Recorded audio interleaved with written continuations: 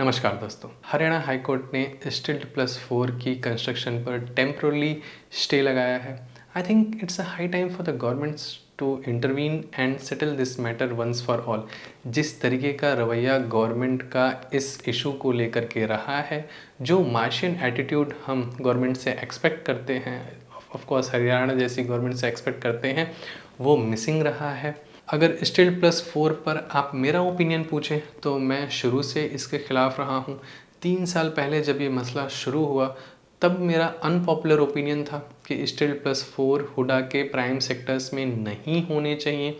ये हुडा के सेक्टर्स के रेजिडेंट्स के लाइफस्टाइल पर इम्पैक्ट डालती हैं। कई बारी एक्सक्यूजेस इंफ्रास्ट्रक्चर का दिया जाता है कि एग्जिस्टिंग इंफ्रास्ट्रक्चर को सपोर्ट नहीं किया जा सकता ज़्यादा फैमिलीज़ को रखने के लिए, बट द फैक्ट इज़ एक फैमिली से पर फ्लोर पर बहुत ज़्यादा फ़र्क नहीं पड़ता, क्योंकि रेवेन्यू भी हुडा फिर उतना जनरेट करेगी और बढ़े हुए रेवेन्यू से इंफ्रास्ट्रक्चर को ज़रूर सपोर्टिव किया जा सकता है, राइट। और पैसा डाल करके ऑफ कोर्स आप ट्रैफिक का कुछ नहीं कर सकते, बट ट्रैफिक तो वैसे भी होने वाला है।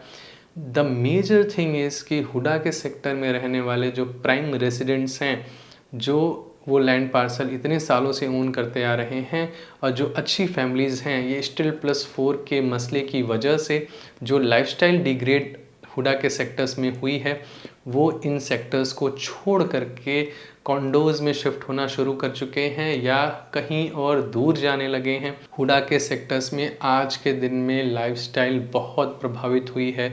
2001-2 के आसपास जब ये बनने शुरू हुए थे, जिस तरीके की फैमिलीज़ को, फिनेंशियल कैपेबल फैमिलीज़ को उन्होंने अट्रैक्ट किया था, आज के डेट में वही उसी प्लॉट पर स्टिल्ट प्लस 4 पर उससे 4 गुना कम फिनेंशियली कैपेबल फैमिली आकर के वहाँ रहने लगती है, और कहीं ना कहीं आसपास का माहौल भी प्रभावित होता है। ऐसा नहीं है कि इन लोगों को घर नहीं लेना चाहिए या हमें घर को और अफोर्डेबल नहीं बनाना चाहिए, बट द फैक्ट इज़ कि जिस तरीके का प्राइम रेजिडेंट आप कोर सेक्टर्स के लिए एक्सपेक्ट करते हैं, हुडा के कोर सेक्टर्स के लिए, वो चीज़ गुड़गांव में कहीं ना कहीं मिसिंग थी। In fact DLF phase 1, phase 2, phase 3 वगैरह की बात करें, वहाँ पर भी स्टिल्ट प्लस 4 की कंस्ट्रक्शन की वजह से जिस तरीके का केओस प्राइम सेक्टर्स में रहा है, ये कहीं ना कहीं गुड़गांव वासियों के लिए अच्छी चीज़ नहीं है। प्राइम सेक्टर्स का चार्म हमेशा बना रहना चाहिए।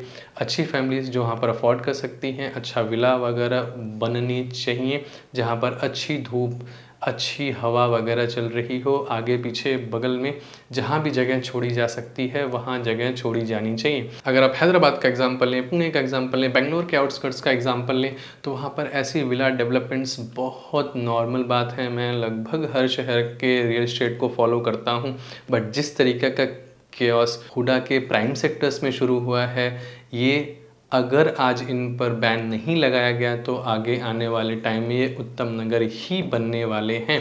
उत्तम नगर, आई मीन अच्छा वाला उत्तम नगर नहीं, दिल्ली वाला उत्तम नगर।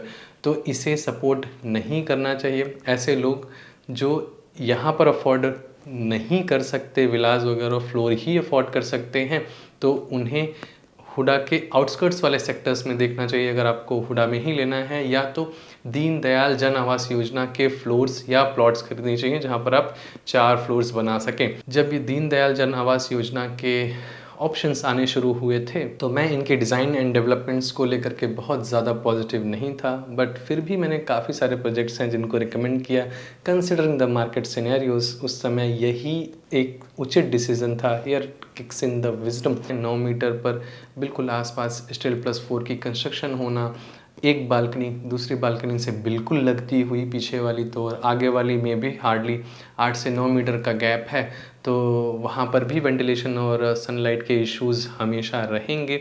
ये कहीं ना कहीं लोअर मिडिल क्लास की फैमिली को टारगेट करता हुआ हाउसिंग पॉलिसी है। आज के डेट में I do not recommend, but जो लोग वहाँ पर एंड यूज़ के लिए रहना चाहते हैं, it is highly recommended. But कई बारी डिमांड ही स्टिल प्लस 4 वाली चीज़ों की होती है, बट द फैक्ट इज़ कि किस तरीके की लाइफस्टाइल वहाँ पर लोग एंजॉय कर रहे हैं, आपको ऐसा लगेगा कि इससे बेहतर अफोर्डेबल हाउसिंग की यूनिट्स हैं, एटलीस्ट 2 साइड से खुली हुई हैं, डायरेक्ट सनलाइट आती है, बस कार पार्किंग के इश्यूज़ हैं। तो अगर affordable housing plus car parking दे दी जाए तो दीनदयाल जन आवास योजना के यूनिट्स या फ्लोर्स बेकार ही साबित होंगे।